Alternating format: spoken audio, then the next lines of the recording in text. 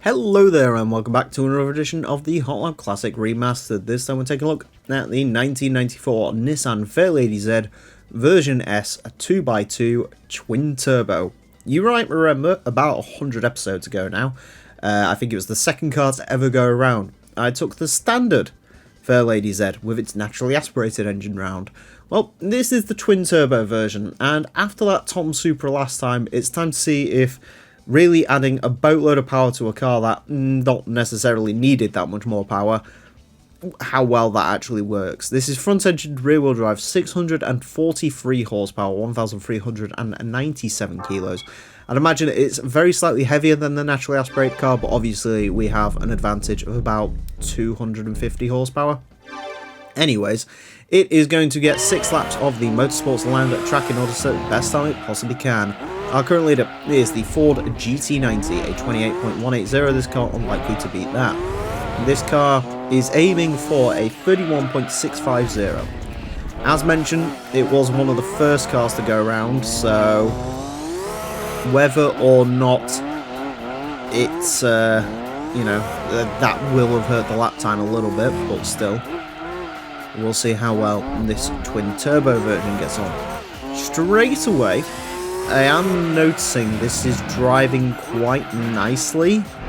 I'm going to put that down to the weight. So most of these sort of turbo nutter cars like the Supra, I mean actually the Supra is quite heavy as well. The Supra is just as heavy as this is, but I think this can control its power a little bit more. I'm getting more, instead of that Tom Supra we had last time that was just mental, this is giving me more Camaro vibes in the way it drives. Now admittedly, we are quicker than that naturally aspirated car. Admittedly, this is never going to be as quick as that Camaro. The Camaro is, like I say, that was naturally aspirated, big long gear ratios, lovely lethargic thing to drive. This isn't quite lethargic, but it does feel more settled than stuff like your Supras and even your Skylines, even though your Skylines are four-wheel drive. You know, these cars with these Stage 4 turbos are still gonna deliver serious punch, and even to something that's all-wheel drive, it still can unsettle the rear end because you're just sending an enormous amount of power through the car. And because this is Gran Turismo 2, there is no... the throttle's not a gradual switch, the throttle is literally on or off. So you're basically going 100% throttle on a car with an awful lot of power that's just trying to send it to anywhere it can, and it's just not ideal. This is more controllable than that. Now, occasionally that's going to translate into lap time. I don't know if it will on this occasion. It still is a little bit... the problem is it's... when you're coming up the turbo, it's fine, and then it just sort of... you can feel a little bit of instability from it. Like I say, I don't think this is going to be quicker than the Supra, which is a shame because it is far more controllable.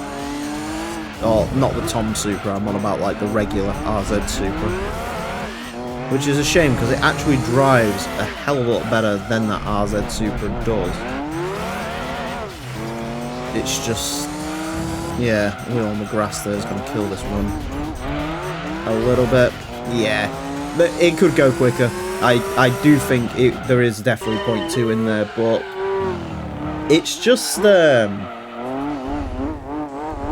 it's a rear-wheel drive, high-powered Stage 4 turbo car. They're never going to be brilliant for a course like this, and this definitely proves it. They're just not built for this. I don't know if the racing modified ones, when they come round, if they're going to be any better, but we'll see. 31.20 on. I do think there's 0.2 in there, but yeah, it's not bad though. And like I say, it is very slightly quicker than the naturally aspirated car, although only by about 0.4 of a second.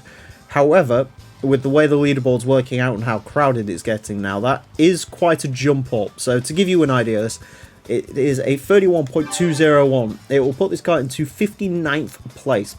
The standard Fairlady Z, the naturally aspirated version of this car, is in 71st place. So, yeah, the leaderboard is quite... It's filling up with a lot of these 31 cars, even though there's only about 0.4 of a second in it. In terms of stuff around this, it's quicker than a Vectra Alpha 166, only slightly quicker than the Nissan Primera, quicker than the RX-7 Touring X, of course quicker than the Tom Supra, which was quite terrible to drive, so...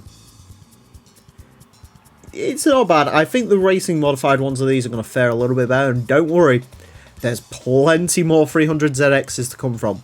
The 300ZX is one of those cars you don't quite realise how many of them are actually in this game. It's not like Skylines or Imprezas where it's like, oh, I know how many there are. I'm like, no, these things are actually, like, everywhere. So, that'll be fun. Anyways, that's it for this episode. Thank you all very much for watching. Join me next time when I will be driving something completely different. Until then, farewell.